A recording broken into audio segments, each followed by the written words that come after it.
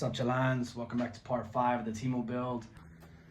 All right, so we got the oil pickup tube on, got the gasket on, got the bolts on, got the front cover on.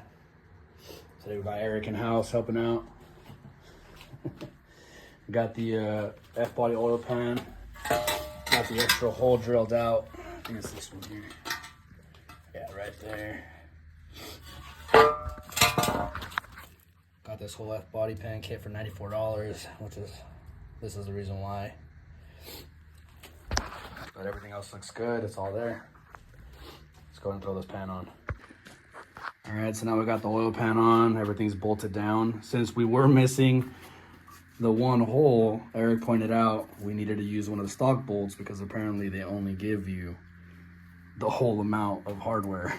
So it is missing the one.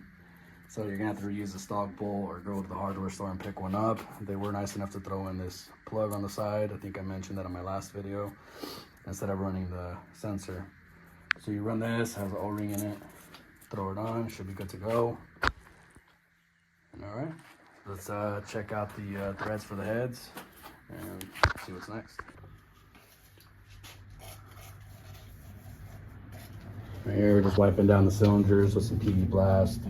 Remove some of the debris, some of the light rust that appeared.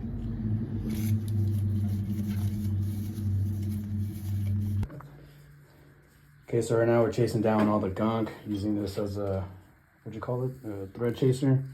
We went ahead and took a grinder, ran it down across one of the old head bolts. I don't know if you can see, it's not focusing. Made a slot on both sides, so 2 slots, and it's capturing all the debris out of the threads. So you get a nice seal from your head gasket when you bolt it down.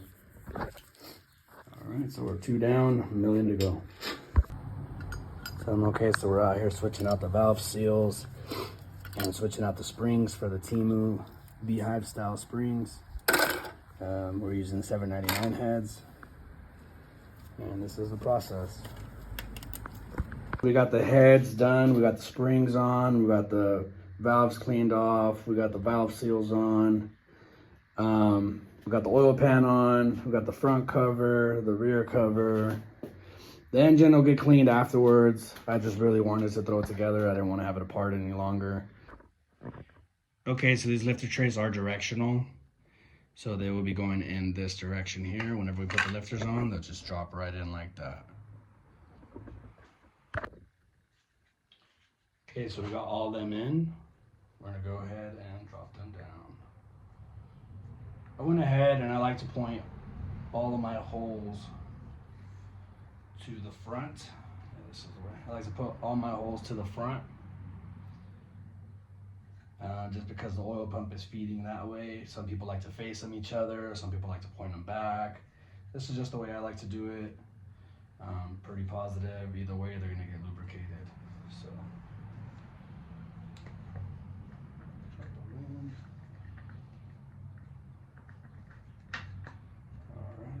First one.